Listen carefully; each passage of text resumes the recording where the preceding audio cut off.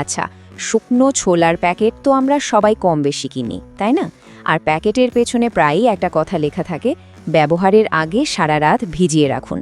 কথাটা এত সাধারণ যে আমরা হয়তো তেমন একটা পাত্তা দিই না। কিন্তু কখনো কি মনে হয়েছে যে কেন প্রায় সব রেসিপিতেই এই কথাটা এত জোর দিয়ে বলা হয়? এটা কি শুধু ছোলাটা একটু নরম করার জন্য, নাকি এর পেছনে আরও বড় কোনো কারণ লুকিয়ে আছে?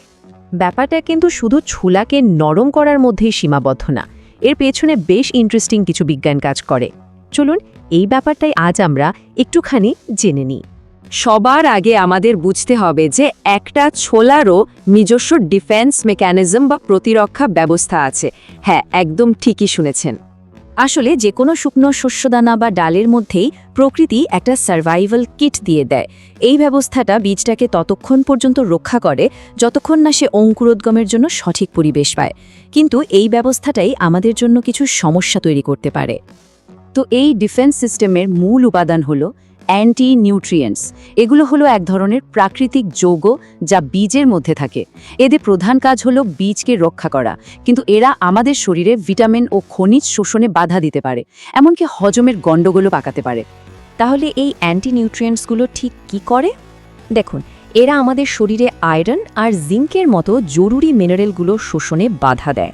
শুধু তাই নয়, অনেকের যে ছোলা খেলে পেট ফাঁপা বা হজমে অস্বস্তি হয়, তার পেছনেও কিন্তু এরাই দায়ী। এমনকি আমাদের হজমে সাহায্য করে যে এনজাইমগুলো, তাদের কাজও এরা বাগড়া দেয়।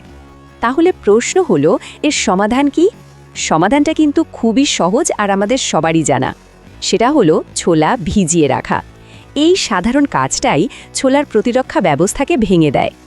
ব্যাপারটাকে এভাবেও বলা যায়, জল হলো সেই চাবি যেটা দিয়ে ছোলার ভেতরের পুষ্টির তালাটা খোলা যায়। যখন আমরা ছোলা ভিজিয়ে রাখি, তখন এই অ্যান্টি নিউট্রিয়েন্টসগুলো নিষ্ক্রিয় হয়ে যায় আর ছোলার আসল পুষ্টিগুণ বেরিয়ে আসে।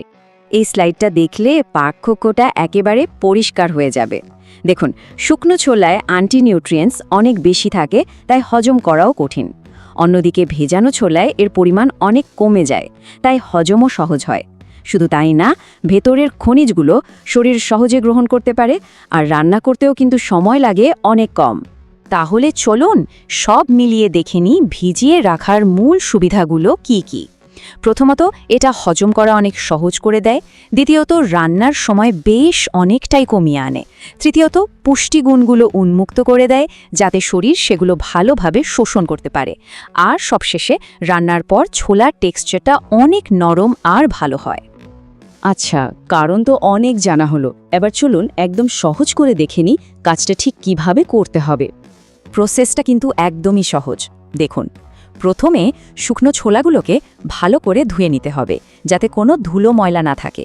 এরপর একটা বড় বাটিতে ছোলাগুলো রেখে পরিমাণ মতো ঠান্ডা জল দিয়ে ডুবিয়ে দিতে হবে। আর সবশেষে অন্তত 8 ঘন্টা বা আরও সহজ করে বললে সারা রাত ওভাবেই রেখে দিতে হবে। ব্যাস, হয়ে গেল। তাহলে এখন ব্যাপারটা পরিষ্কার, তাই না?